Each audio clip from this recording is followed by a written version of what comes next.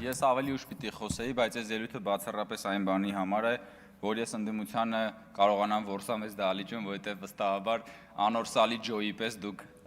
հեռանալու եք եւ ես հնարավորություն չեմ ունենալու ձեր դեմքերին նայել եւ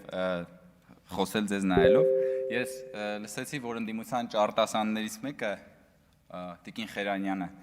ասում էր, էլի խոսում էր կուկուռուզ ուտելու մասին, կամ տարբեր բաներ ուտելու մասին, կներեք, իսկ դուք կուկուռուզ չեք ուտում, կամ կարկանդակ չեք ուտում, դուք կարող միայն ֆուագրա եք ուտում, կամ վագյու սթեյք եք ուտում դուք միայն,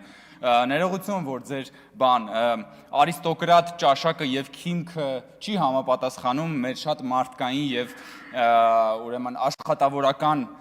քիմքի հետ։ Ասում եք արժեքների բախում է այսօր մեր երկրում, այո ճիշտ եք ասում, այդ մեկը ճիշտ եք ասում, այսօր մեր երկրում արժեքների բախում է։ Մի կողմում են արժեքնա, որտեղ որ պետության ղեկավարը դուրս է գալիս փողոց ուղիղ եթերով, շփվում է իր քաղաքացիների հետ, բանավիճում է իր քաղաքացիների հետ, հետո անգամ ներողություն է խնդրում իր քաղաքացուց։ Մյուս կողմում են արժեքն է, որտեղ որ ղեկավարի անունը կրճատելու համար տանում են զուգանում այնքան են ծեծում, մինչև այդ մարդը մահանում է, այս արժեքների միջև բախում է։ Հիմա դուք պետքա որոշեք, դուք այդ արժեքների որ կողմում եք, Տիկին Խերանյան։ Չլինի, թե զուգարանում ծեծելով սպանողների արժեքի կրողն ու պաշտպանն եք, հիմա որ եկել եք այստեղ արժեքների բախումից եք խոսում։ Կամ այնտեղ մեկը կար գնաց։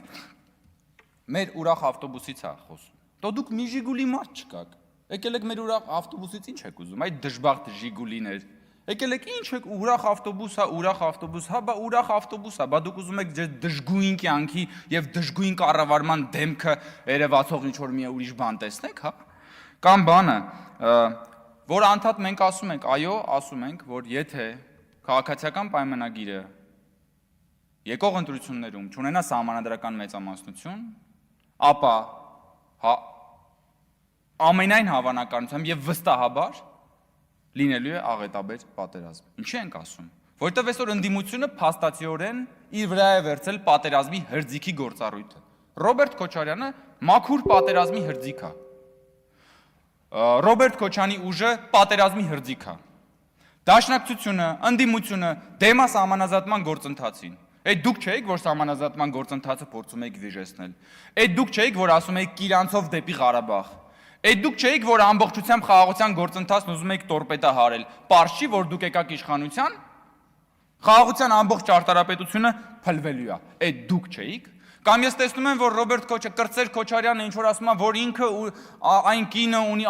Ղարաբաղցի կինն ունի իր աջակցությունը եւ այլն ինչ որ մելամաղձոտ տեքստեր է ասում։ Բա որտես մելամաղձոտ տեքստ եք ասում, առաջարկս կրկնում եմ, նախորդ տարի կառավարությունը վարկ վերցրեց, որպեսզի Ղարաբաղից բռնի տեղահանվածների բնակարանային կարիքները հոգա, $220 միլիոն վարկ է վերցրել։ Ռոբերտ Քոչյանից ձեր ընտանիքից Կրծեր Քոչարյան Այսօր դատախազությունը համարյա նույնքան $200 միլիոն